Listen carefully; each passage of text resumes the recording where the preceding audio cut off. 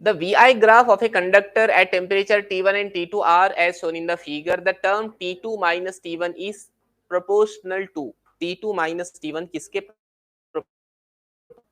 The term T2 minus T1 कैसे करेंगे इसको? VI ग्राफ दिया हुआ है वोल्टेज और करंट का, और यहाँ थीटा दिया है, थीटा दिया है मतलब एंगल दिया है, एंगल दिया है मतलब स्लोप के बारे में वो कुछ इंफॉर्मेशन देना चाहता है। स्लोप के माने tan थीटा। तो अगर मैं यहाँ से tan थीटा निकालूं ये पहले ग्राफ के लिए, तो tan थीटा की इंफॉर्मेशन कितनी होंगी, जरा ध्यान दीजिए। tan थीटा कितना होगा? Opposite upon adjacent. ऑपोजिट क्या है? वोल्टेज, और एडजेसेंट क्या है? तो क्या मुझे इसका tan theta voltage upon I के बारे में इंफॉर्मेशन दे देगा? ठीक है जी, तो हम यहाँ लिख लेते हैं tan theta is equal to V1 divided by I1, है ना। अलग अलग, ये इसके लिए I अलग होगा, इसके लिए V अलग होगा। T2 के लिए देखो I छोटा है और V बड़ा है, इसलिए मैं V2 और I2 के टर्म्स यूज कर रहा हूँ। V बाय I कहीं देखा है?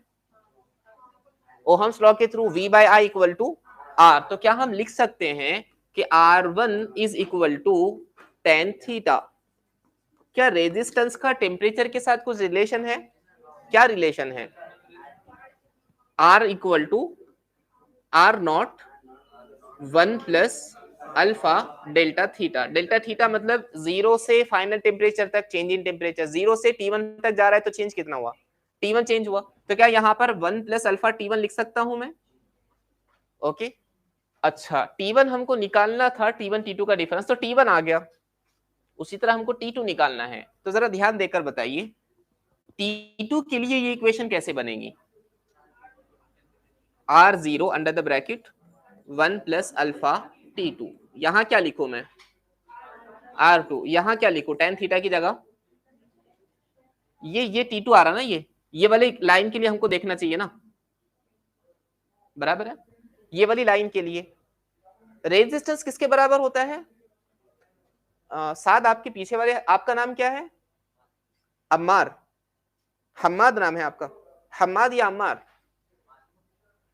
हम्माद ना, हम्माद, हा से, अच्छा एच से जी। बेटे आप कुछ कर रहे हैं? नहीं बोलो, हाँ सही।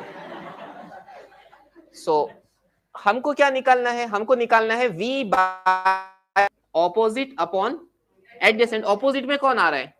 करंट, और एडजेसेंट में कौन आ रहा है? तो गाबड़ा हो जाएगा। तो हम क्या लेंगे? साइन। साइन लेंगे तो साइन क्या होगा? Opposite upon hypotenuse. हाइपोटेन्यूस के बारे में तो इन्फॉर्मेशन ही नहीं है। रेजिस्टेंस हमको चाहिए ना, रेजिस्ट क्या लेंगे? कॉट लेंगे, दैट्स इट, कॉट लेंगे। कॉट क्या हो जाएगा? जरा ध्यान दीजिए, यहां पे अगर मैं कॉट थीटा यूज करता हूं, कॉट थीटा क्या होगा? Adjacent upon hypotenuse. एडजेसेंट कितना हो जाएगा यहां के केस में? V2, और करंट कितना हो जाएगा? I2। I can write here cot theta, क्योंकि ये हो जाएगा R2 ना। आप समझे tan थीटा कब यूज किए हमने और कॉट थीटा क्यों यूज किए? दोनों के माने आपको पता होना चाहिए। क्योंकि हम यहाँ tan थीटा ले रहे थे तो V बाय I आ रहा था, रेजिस्टेंस हमको मिल गया। लेकिन यहाँ पे ना हमको V बाय I नहीं आ रहा था, I बाय V आ रहा था, जिसकी वजह से गड़बड़ हो रही थी। हमने उसको सही करने की कोशिश की, ठीक है। तो यहां तक हमको मिल गया, आंसर साइन कॉस के फॉर्म में है। अब क्या करेंगे जी? आंसर आ गया क्या? अब क्या करेंगे? हमको क्या पता करना है? T2 minus T1। मैं इस इक्वेशन को दोबारा लिखता हूं, तो क्या मिल गया equation?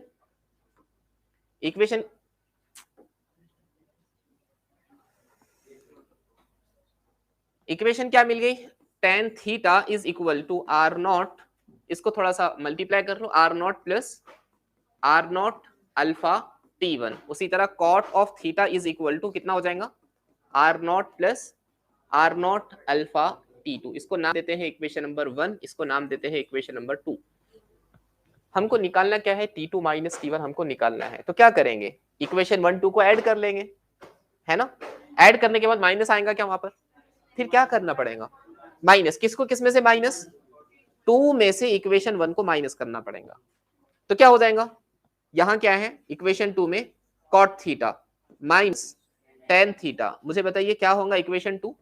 R nought plus R nought alpha T2 minus R nought plus R nought alpha T1। अब माइनस से ब्रैकेट ओपन कर लो, कितना हो गया? R nought plus R nought alpha T2, हाँ जी बताइए, minus R nought minus R nought alpha T1।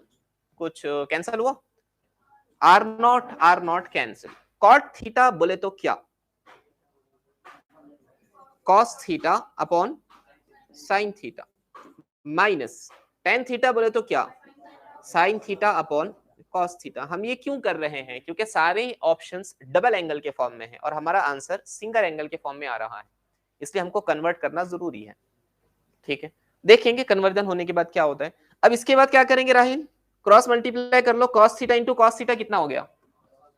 Cos theta cos theta cos square theta minus sine theta sine square theta, और नीचे क्या आ जाएगा? साइन थीटा कॉस थीटा, है ना? Sine theta into cos theta. अच्छा, साइन स्क्वायर थीटा, जी जी, sine square theta. यहां क्या बच गया? R nought alpha T2 minus R nought alpha T1। Sine theta cos theta double angle के किसी फॉर्मूले में आता है क्या? Sine theta cos theta, sine theta cos theta, नहीं साइन थीटा कॉस थीटा नहीं आता, लेकिन शायद फिर भी आता है। साइन टू थीटा का फॉर्मूला क्या है बेटे? आप कुछ कर रहे हैं अदीबा? हाँ आप ही। अगर दोबारा कोई मुझे नीचे दिखाना, मैं दोबारा क्लास में बैठने नहीं दूंगा। हाँ, कुछ रीजन है यहाँ पे आपको पढ़ाने का। अगर आपको नीचे ही देखना है तो बेटे कहीं को आते क्लास में। ये नहीं चलेगा मेरी क्लास में, ये नहीं चलेगा।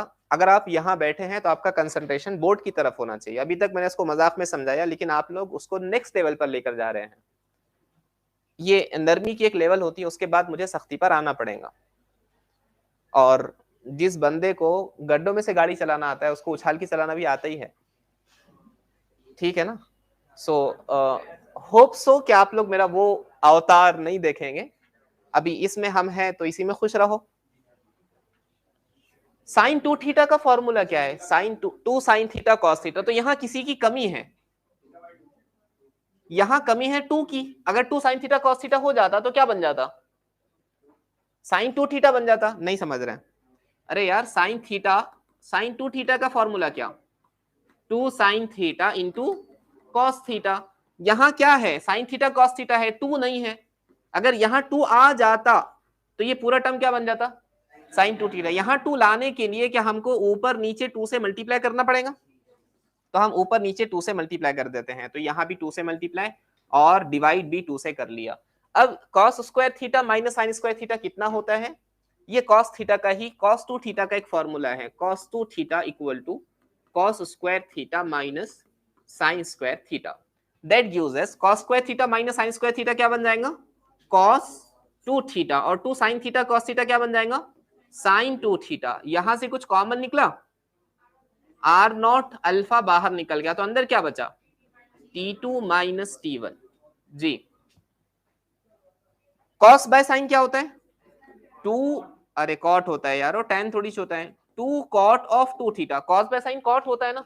To cot of two theta equal to R nought alpha T2 minus T1। हमको निकालना क्या है?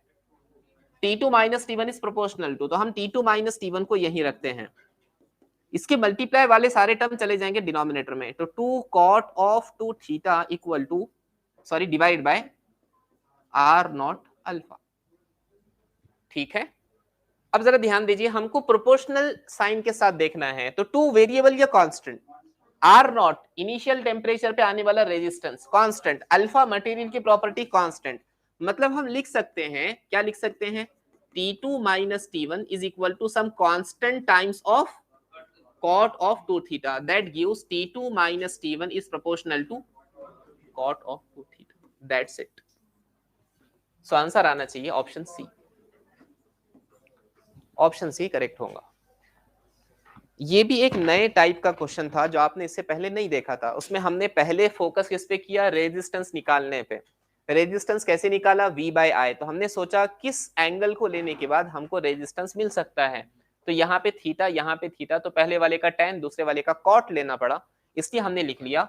रेजिस्टेंस को हम टेन थीटा लिख सकते हैं। क्यों लिख सकते हैं? क्योंकि रेजिस्टेंस बराबर है V बाय I के, और V बाय I बराबर हो रहा है कभी टेन थीटा के और दूसरे केस में कॉट थीटा के, तो हमने यहाँ tan theta equal to resistance की इक्वेशन लिख लिया, कॉट थीटा लिख लिया।